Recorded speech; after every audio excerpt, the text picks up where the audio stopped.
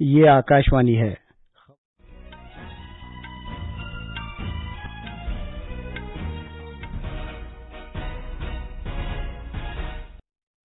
امداد باہمی اداروں کے مرکزی وزیر امت شاہ نے کہا ہے کہ ملک میں امداد باہمی شعبے کو مستحکم بنانے کی خاطر جلد ہی نئی پالیسی کا اعلان کیا جائے گا۔ وزیر خزانہ نرملا سیتارمن نے کہا کہ جی ایس ٹی کونسل نے تنازعات کے ازالے کے لیے اپیلوں سے متعلق ٹرائیبونل قائم کرنے کی وزیروں کے گروپ کی سفارش منظور کر لی ہے۔ وزیر اعظم نریندر مودی نے کہا کہ متحدہ عرب امارات کے ساتھ اقتصادی ساجھیداری کے جامع سمجھوتے سے بھارتی کاروباری افراد کو تقویت ملی ہے۔ وزیر داخلہ نے کہا کہ اعلیٰ تعلیم کے لیے کشمیری طلبہ کو ریاست سے باہر جانے کی ضرورت نہیں ہے اور دلی میں بارڈر گواسکر ٹرافی میں آسٹریلیا نے دوسری اننگز میں بھارت کے سامنے 115 رن کا نشانہ رکھا ہے۔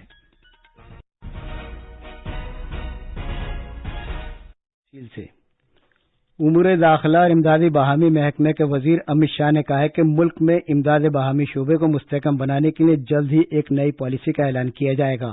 وہ پونے میں مراٹھی اخبار ساکال کے زیر اہتمام 2 روزہ سہکار مہا پریشد کے اختتامی اجلاس میں اظہار خیال کر رہے تھے۔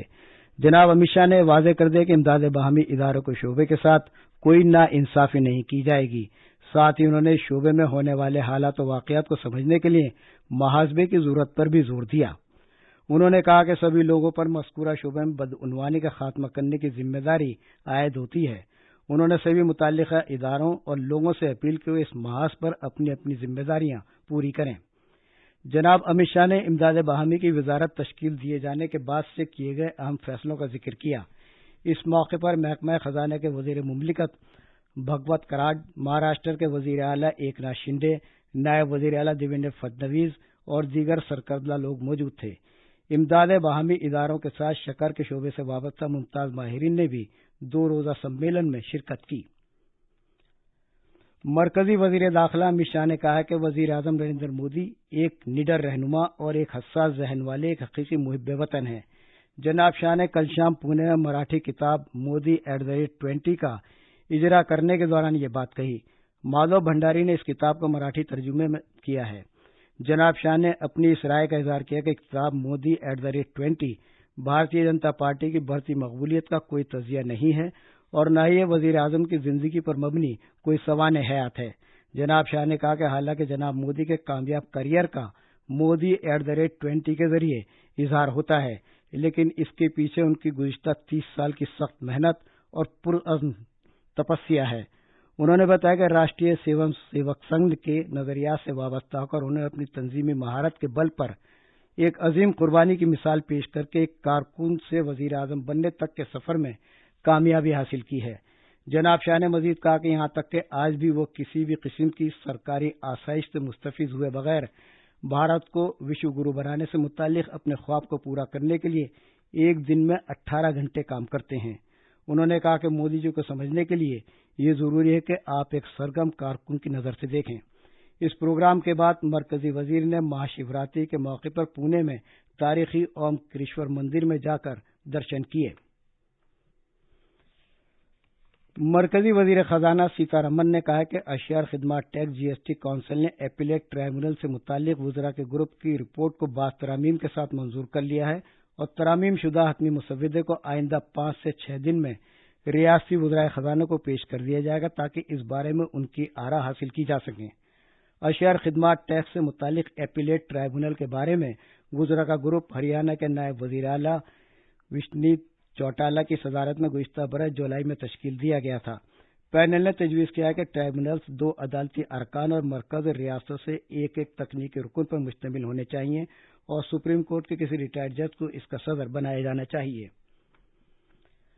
مرکزی وزیر داخلہ امت شاہ نے اس بات کا یقین دلایا کہ کسی بھی طالب علم کو تعلیم کے لیے کشمیر سے باہر نہیں جانا پڑے گا اور یہ کہ ان طلباء کا مستقبل اتنا ہی روشن ہوگا جتنا کہ ملک میں دیگر طلباء کا ہوگا۔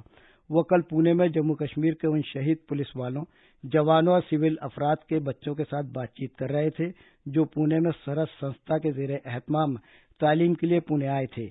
کشمیر میں medical, I T I, nursing اور ایم بی اے سمیت جدید تعلیم کی سہولیات جلد ہی فراہم کی جائیں گی اور اس سلسلے میں متعلقہ عمل شروع ہو چکا ہے۔ جناب شاہ نے کہا کہ وہ لوگ جو دہشت گردی پھیلانا چاہتے ہیں وہ ایسا کر سکتے ہیں، لیکن ملک کے تمام افراد کشمیر کے طلباء کے ساتھ ہیں۔ یہ خبریں آل انڈیا ریڈیو سے نشر کی جا رہی ہیں۔ وزیر اعظم نریندر مودی نے کہا کہ متحدہ عرب امارات کے ساتھ اقتصادی ساجھیداری کے جامع سمجھوتے سے بھارتی کاروباری افراد کو تقویت ملی ہے اور امارات کے ساتھ تعلقات بھی اور مستحکم ہوئے ہیں۔ جناب مودی نے کامرس اور صنعتوں کے وزیر پیوش گوئل کے ایک ٹویٹ کا حوالہ دیتے ہوئے یہ بات کہی۔ بھارت اور متحدہ عرب امارات کے درمیان اقتصادی ساجھیداری کے جامع سمجھوتے کو حال ہی میں 1 سال مکمل ہوا ہے۔ جناب پیوش گوئل نے ایک مضمون کے بارے میں ٹویٹ کیا تھا جسے انہوں نے امارات کے غیر ملکی تجارت کے وزیر کے ساتھ مشترکہ طور پر تحریر کیا ہے۔ مرکزی وزیر نے یہ بھی کہا کہ اس مضمون سے یہ بات اجاگر ہوتی ہے کہ مذکورہ سمجھوتا کس طرح اقتصادی رشتوں میں ایک اہم موڑ ثابت ہوا ہے اور یہ بھارت اور امارات کے درمیان اشتراک کا ایک ماڈل بھی ہے۔ وزیر اعظم نریندر مودی نے مدھیہ پردیش کے کونو نیشنل پارک میں 12 چیتے لائے جانے کا خیر مقدم کیا ہے۔ ماحولیات کے وزیر بھوپندر یادو نے ایک ٹویٹ پر وزیر اعظم نے کہا ہے کہ اس اقدام سے ملک میں جنگلی جانور کی گوناگونیت کو تقویت حاصل ہوئی ہے۔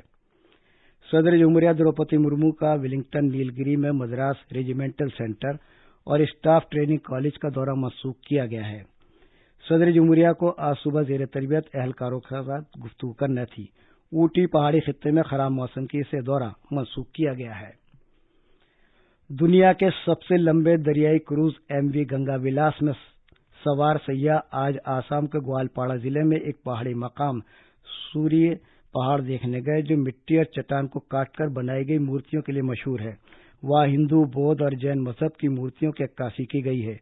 یہ قومی اہمیت کی حامل بھارت کے آثار قدیمہ کے زیر تحفظ مقامات میں سے ایک ہے۔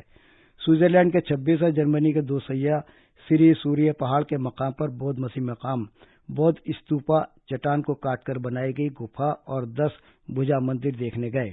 یہ سیاح ثقافتی پروگرام سے لطف اندوز بھی ہوئے اور دستکاری اشیاء کی نمائش کے مقامات پر بھی گئے۔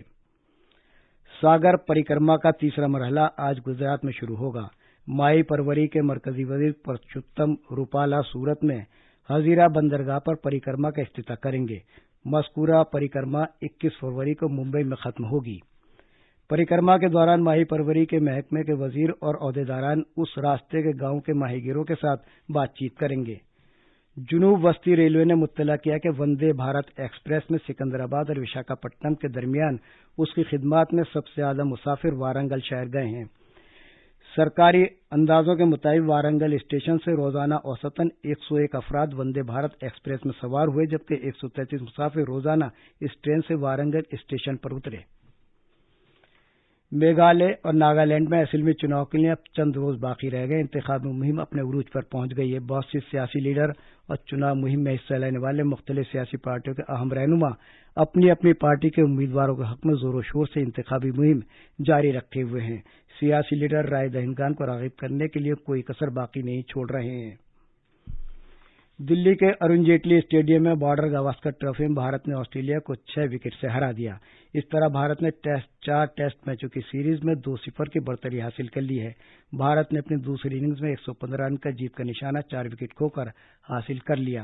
اس سے پہلے آسٹریلیا کی پوری ٹیم آج کھیل کے تیسرے دن اپنی دوسری اننگز میں صرف 113 رن بنا کر آؤٹ ہو گئی۔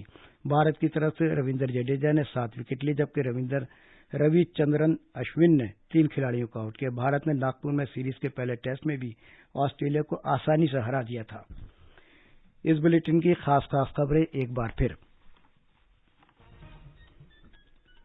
امداد باہمی اداروں کے مرکزی وزیر امت شاہ نے کہا ہے کہ ملک میں امداد باہمی شعبے کو مستحکم بنانے کی خاطر جلد ہی نئی پالیسی کا اعلان کیا جائے گا۔ وزیر خزانہ نرملا سیتارمن نے کہا کہ جی ایس ٹی کونسل نے تنازعات کے ازالے کے لیے اپیلوں سے متعلق ٹرائبونل قائم کرنے کی وزیروں کے گروپ کی سفارش منظور کر لی ہے۔ وزیر اعظم نریندر مودی نے کہا ہے کہ متحدہ عرب امارات کے ساتھ اقتصادی ساجھیداری کے جامع سمجھوتے سے بھارتی کاروباری افراد کو تقویت ملی ہے۔ وزیر داخلہ نے کہا کہ اعلیٰ تعلیم کے لیے کشمیری طلباء کو ریاست سے باہر جانے کی ضرورت نہیں ہے اور دلی میں بارڈر گواسکر ٹرافی میں بھارت نے آسٹریلیا کو 6 وکٹ سے ہرا دیا۔ اس کے ساتھ ہی خبروں کا بلیٹن اب ختم ہوا۔